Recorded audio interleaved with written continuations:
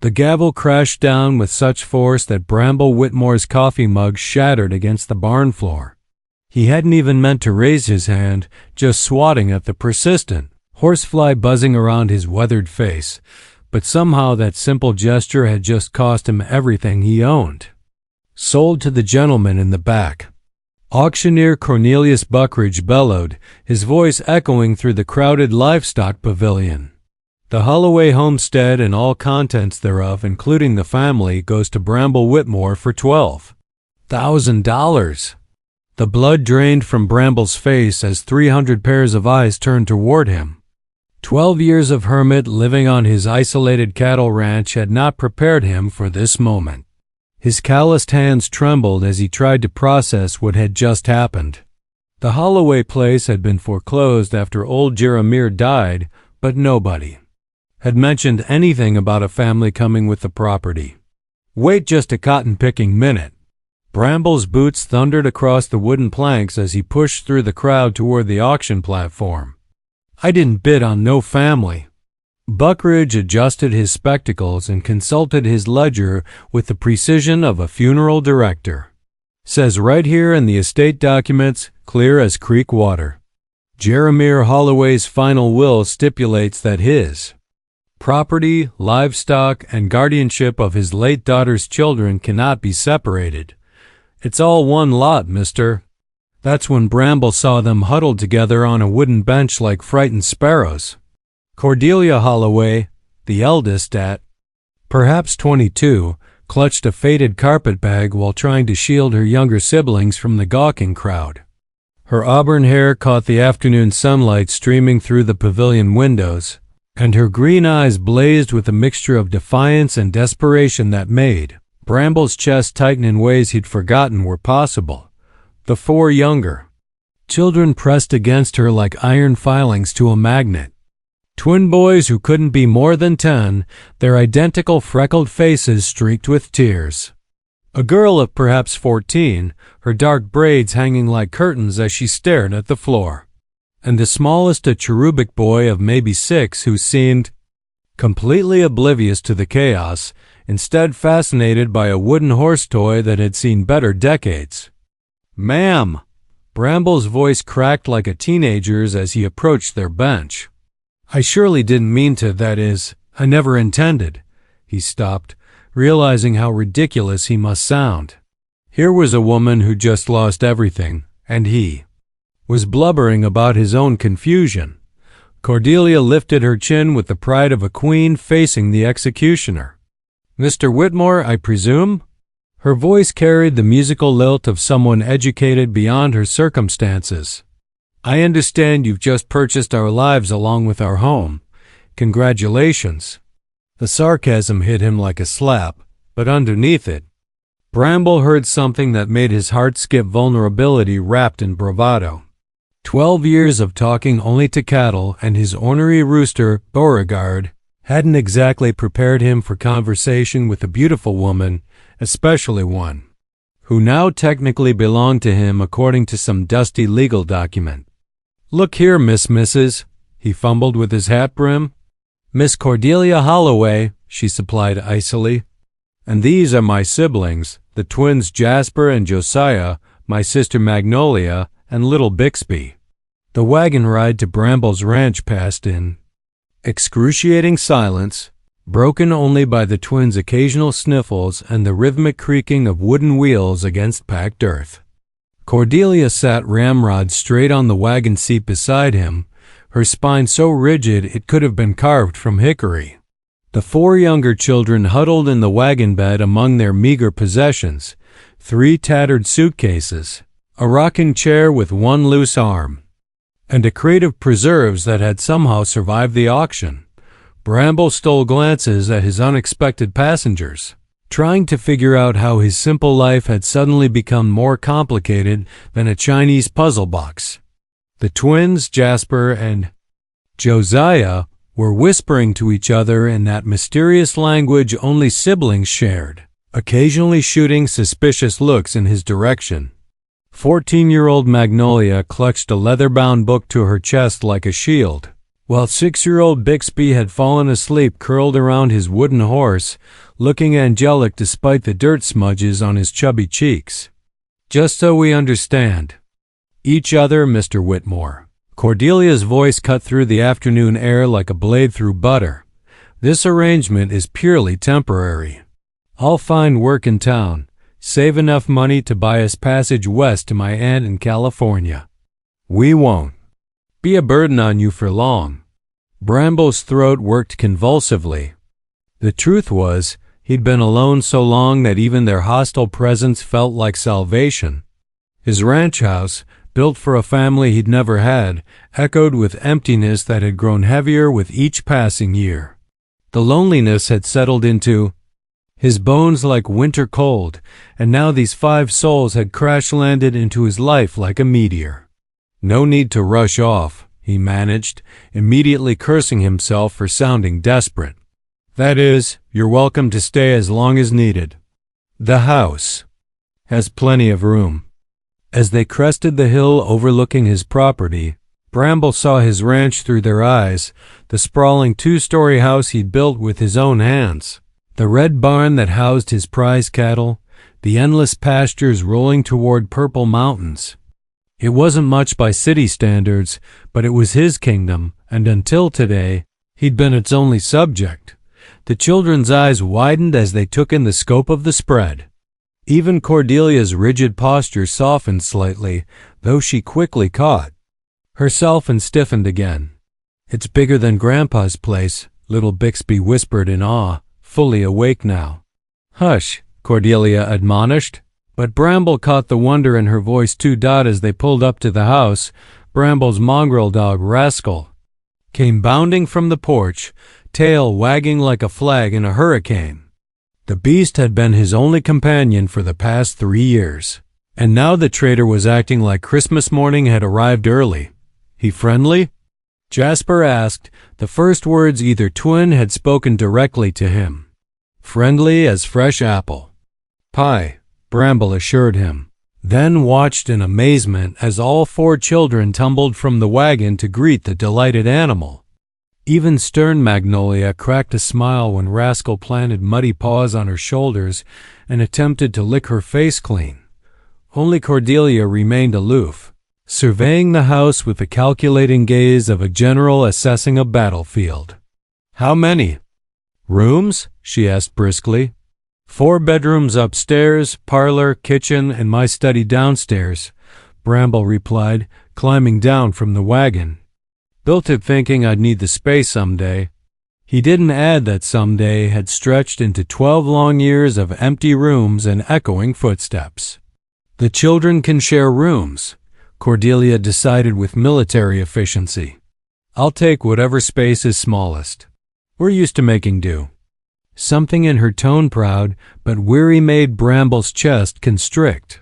He found himself studying her profile as she organized her siblings with the skill of a seasoned general, noting the determined set of her jaw and the way she unconsciously smoothed Bixby's hair when he pressed against her skirts.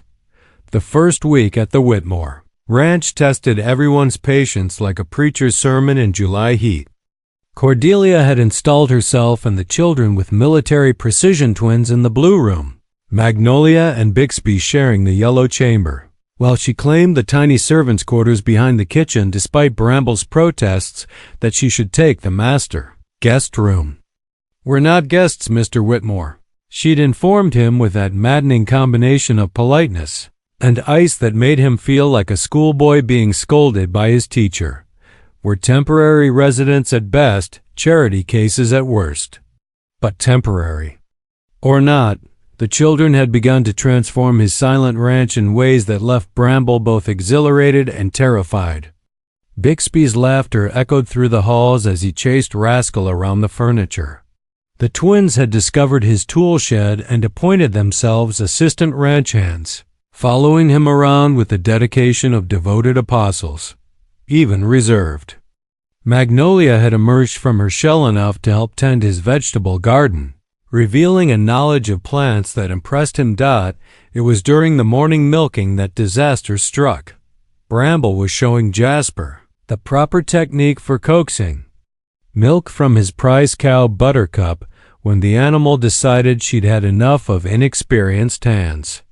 With a temperamental moo, she kicked over the bucket, sending 3 gallons of fresh milk cascading across the barn floor, then planted her muddy hoof squarely in the middle of Jasper's chest, sending the boy tumbling backward into a heap of, "Hey, Jasper!" Cordelia's scream could have shattered glass. She'd been hanging laundry behind the house, but somehow materialized in the barn doorway like an avenging angel, her green eyes blazing with protective fury. "Now hold on," Bramble began, but Cordelia was already kneeling beside her brother. Running expert hands over his limbs while Jasper protested that he was fine, just covered in milk and dignity. "You could have been killed." She rounded on Bramble with the ferocity of a mama bear defending her cubs. "That animal is dangerous. What were you thinking, letting a child near such a beast?" Miss Cordelia, Buttercup's gentle as a lamb most times. "Boy just startled her is all. A lamb?" Her voice rose to a pitch that made Buttercup retreat to the far corner of her stall. "That creature just assaulted my brother." Jasper scrambled to his feet, hay sticking out of his red hair like he'd been struck by lightning. "Cordy, I'm fine. Mr. Bramble was teaching me proper. Don't you Cordy me, Jasper Holloway. You're 10 years old, not 20. She whirled back to face Bramble, her chest heaving with emotion that had nothing to do with the minor accident. "We should never have come here. This was a mistake, all of it." But as she spoke, tears began streaming down her cheeks, and Bramble suddenly understood that this wasn't really about Buttercup or spilled milk or even Jasper's tumble. This was about a young woman who'd been forced to shoulder responsibilities that would challenge someone twice her age, who'd lost her grandfather and her home and now found herself dependent on a stranger's charity.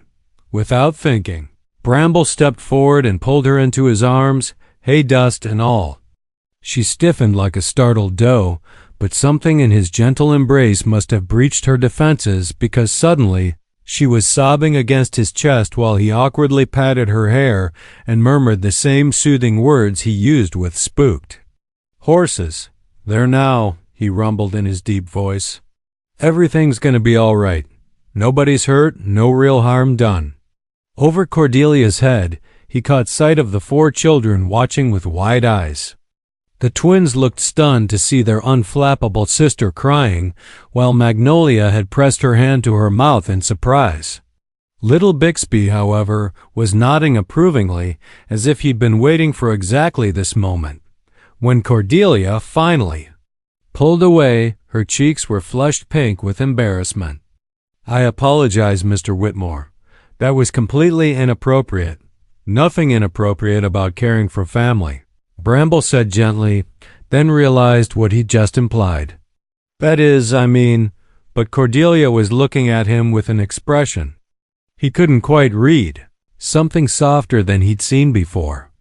The transformation began with Sunday supper 3 weeks after the barn incident.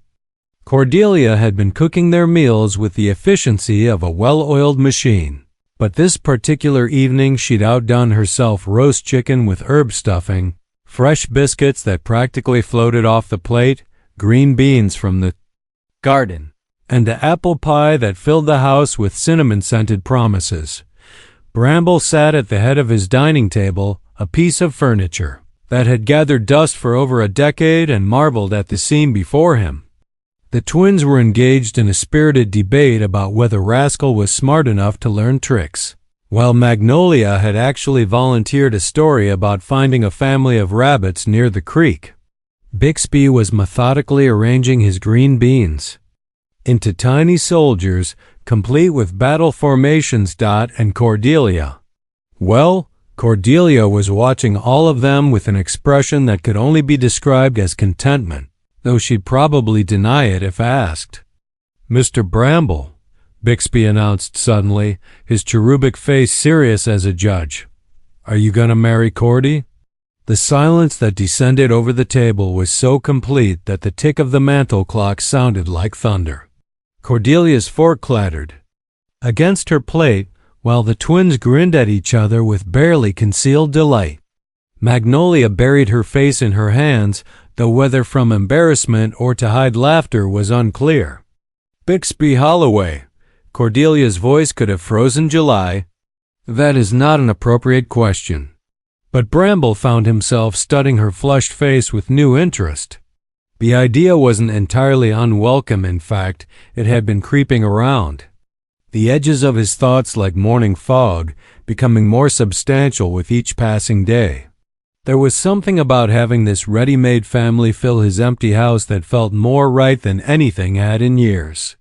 "Well," he said slowly, ignoring Cordelia's mortified expression, "I reckon that would be up to your sister, little man."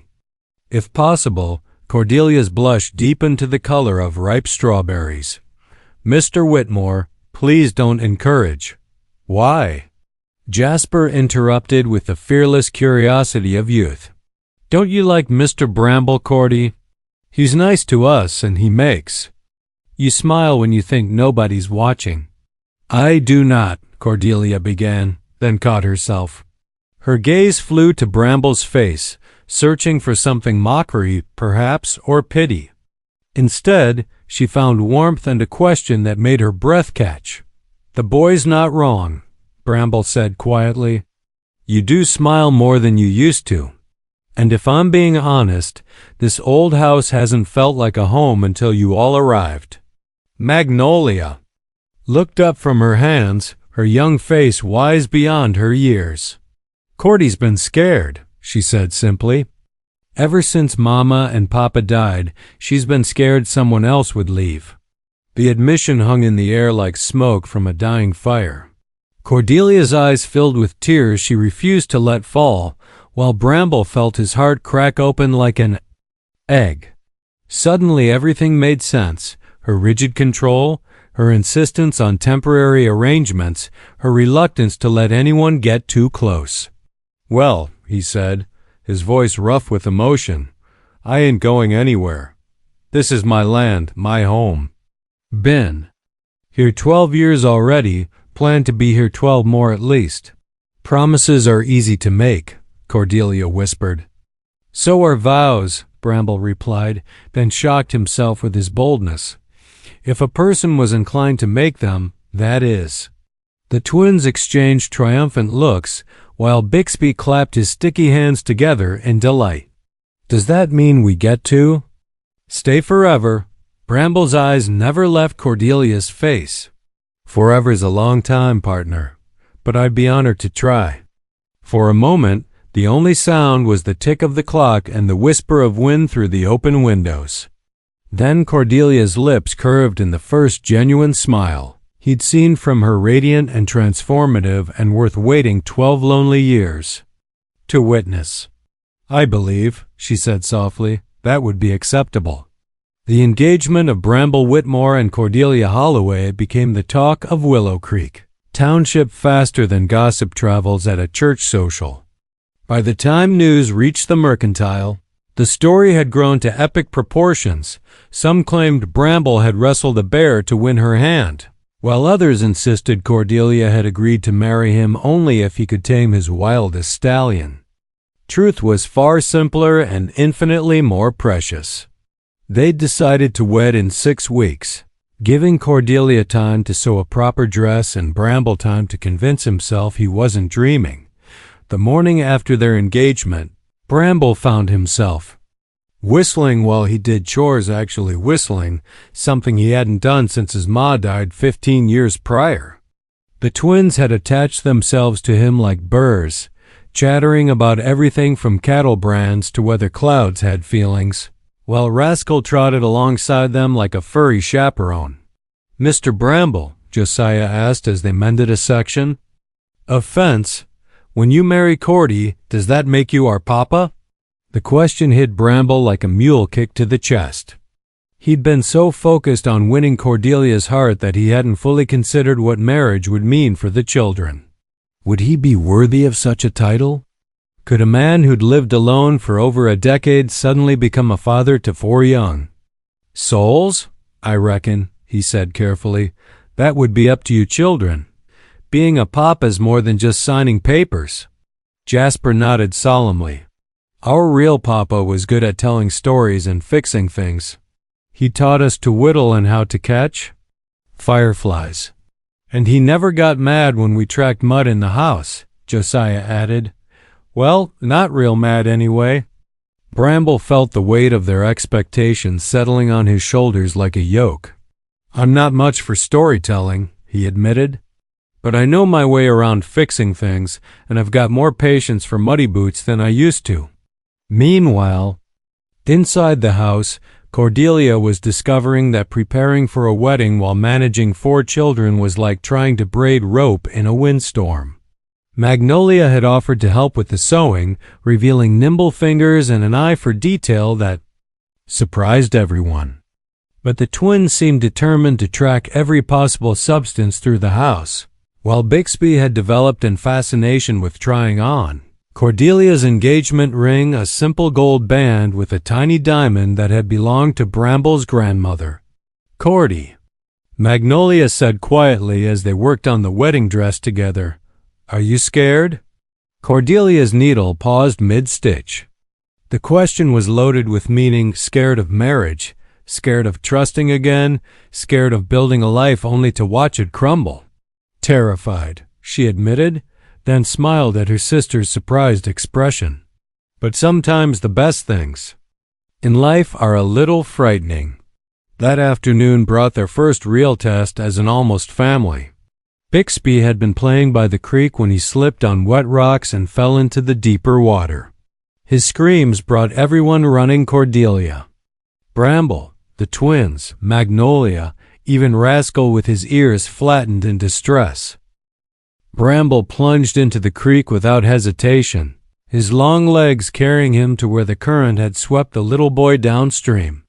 Cordelia watched in frozen terror as he scooped Bixby up, the child's sobs echoing across the water as Bramble waded back to shore. Is he hurt? She demanded, her hands already checking Bixby for injuries while Bramble set him down on dry ground. Just scared and wet, Bramble assured her, but his own hands were shaking as he helped examine the boy. Good thing he's got strong lungs. As they walked back to the house, Bixby clinging to Bramble's neck like a baby monkey, while Cordelia fussed and the other children peppered them with questions, something fundamental shifted in their little group. Bramble had proven himself not just as a provider or protector, but as someone who would dive into danger without hesitation for any of them. That night, as Cordelia tucked the children into bed, Bixby made an announcement that stopped her heart. I'm gonna call Mr. Bramble Papa now, he declared with 6-year-old certainty. He saved me from drowning, and papas do that. Through the thin walls, Cordelia heard Bramble's sharp intake of breath from the hallway where he'd been listening to their goodnight ritual. When she found him there a few minutes later, his eyes were suspiciously bright. You heard? She asked softly. He nodded, not trusting his voice.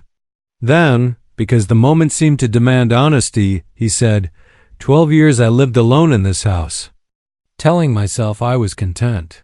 But I never knew what empty felt like until you all filled it up.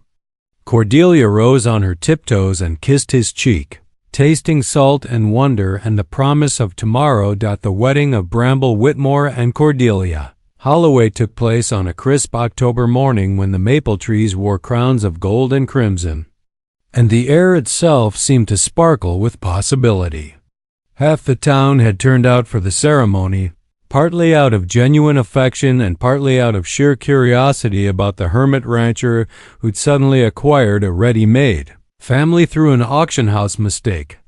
Cordelia stood before the altar, in her wedding dress cream-colored silk with pearl buttons that had taken her and Magnolia 3 weeks to sew by lamplight. Her auburn hair was swept up in an elaborate arrangement that Magnolia had practiced a dozen times. Tiny wildflowers from the ranch tucked between the pins like nature's own jewels. But it was Bramble who took everyone's breath away. The solitary man who usually dressed in work clothes and communicated primarily in grunts. had transformed into something approaching dapper. His best suit had been pressed within an inch of its life, his hair tamed with pomade, and his usually scruffy jaw scraped clean.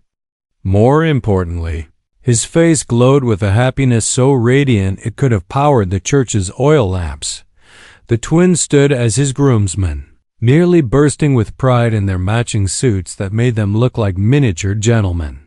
Magnolia served as Cordelia's maid of honor, while Bixby had been given the crucial role of ring-bearer, a responsibility he took so seriously that he'd practiced walking in a straight line for days. Reverend Hoskins, who'd known Bramble since childhood, had to clear his throat twice before beginning the ceremony, clearly moved by the sight of his old friend finally finding love.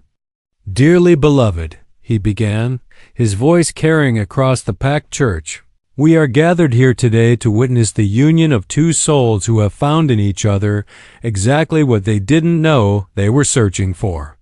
As they exchanged vows, Cordelia's voice remained steady despite the tears streaming down her cheeks. "I promise to fill your days with laughter, your home with love, and your heart with the certainty that you'll never be alone again." Bramble's hands shook as he slipped the gold band onto her finger. "I promise to protect what we're building, to love not just you but these children as my own, and to prove every day that some mistakes are actually miracles in disguise." When Reverend Hoskins pronounced them husband and wife, the cheer that erupted from the twins could have raised the church roof.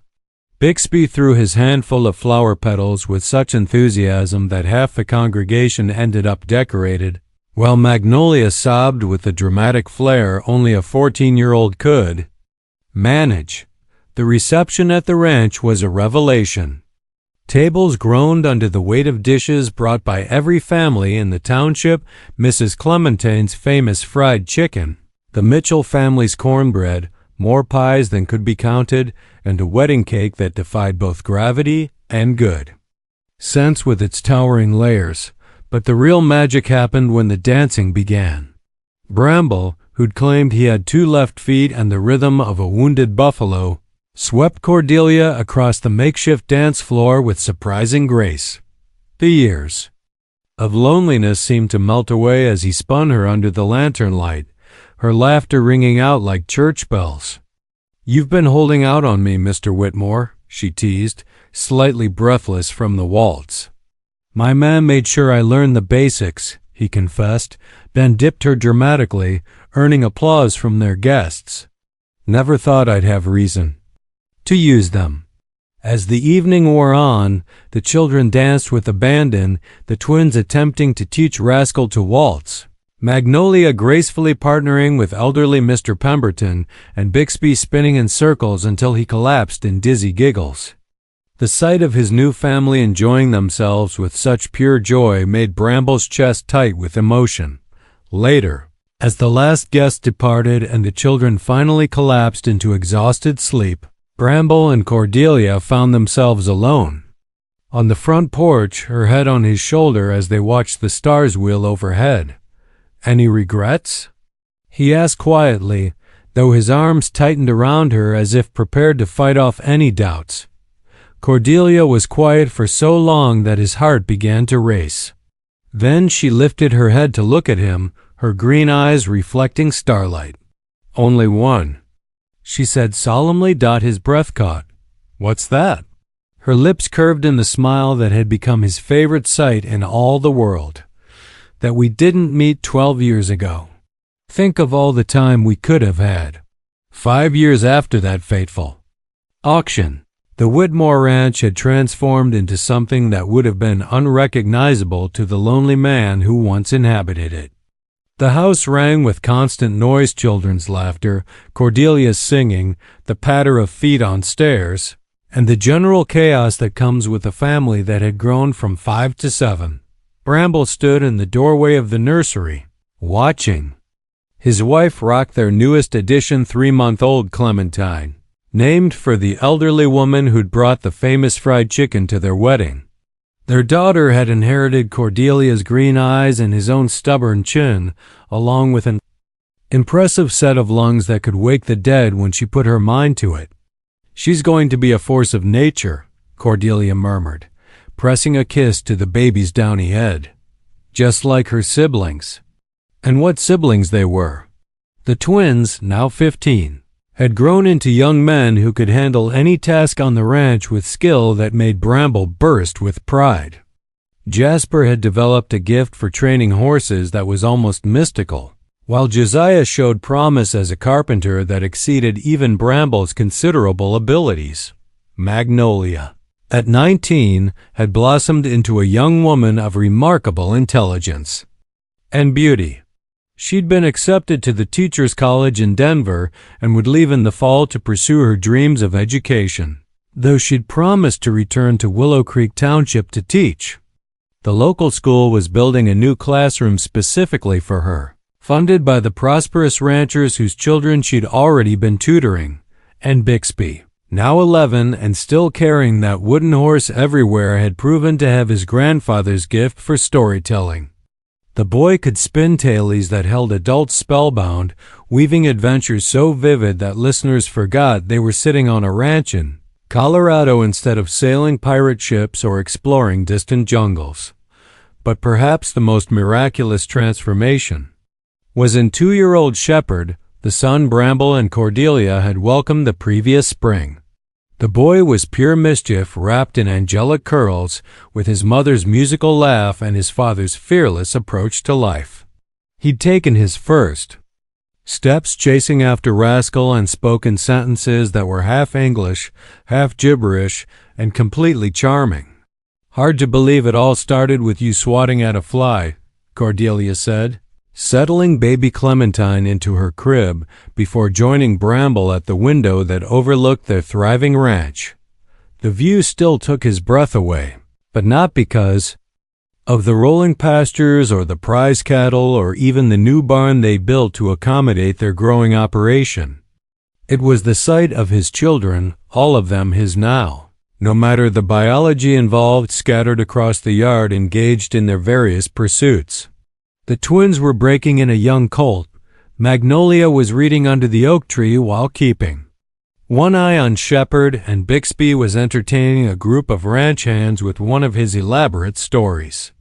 "Best mistake I ever made," Bramble said, wrapping his arms around his wife from behind and marveling at how perfectly she fit against him. "Though I still maintain it wasn't really a mistake." "Oh?" Cordelia leaned back against his chest, her voice carrying the laughter that had become the soundtrack of his days. "And what would you call it then?" Bramble considered this, watching Shepherd toddle after a butterfly while Rascal, now graying around the muzzle but still devoted to his family, supervised with the patience of a saint. Divine intervention, he decided. Had to be. No ordinary mistake could have brought me everything I never knew I wanted. That evening, as they gathered around the dining table that had finally found its purpose, Bramble looked at each face illuminated by candlelight and felt his heart swell to bursting. Jasper was recounting a story about the colt's training progress, while Josiah sketched plans for a new chicken coop in the margins of his napkin. Magnolia bounced baby Clementine on her lap, coaxing smiles from the infant, while Bixby was already spinning the day's adventures into tomorrow's story. Little Shepherd sat in his high chair, methodically mashing peas with the concentration of a scientist, and Cordelia served everyone with the grace of a woman who'd finally found her place in the world. "Papa," Bixby announced suddenly, "I'm writing a story about you and Mama. Want to hear it?" Bramble's throat tightened with emotion. Even after 5 years, hearing that word still affected him like the first time. "I'd be honored, son." Bixby cleared his throat dramatically. Once upon a time, there was a lonely rancher who lived alone for 12 years. He thought he was happy, but he was really just waiting.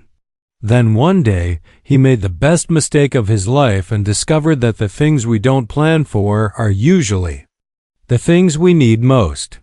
The table fell silent, everyone moved by the simple truth in the boy's words. Then Shepherd banged his spoon against his high chair tray and announced, More peas, Papa.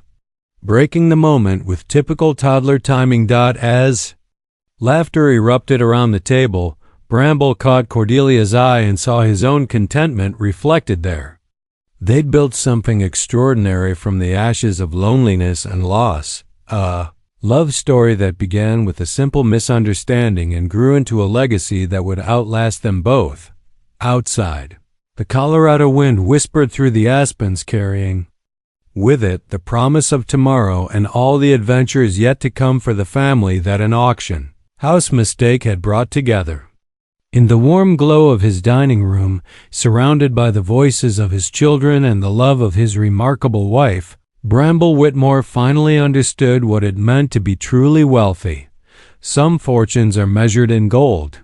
Others are measured in the laughter echoing through a house that was once silent, in small hands that reach for yours without hesitation, and in the daily miracle of love multiplying instead of dividing when shared among many. The lonely rancher who had lived alone for 12 years had discovered that the best families aren't always born.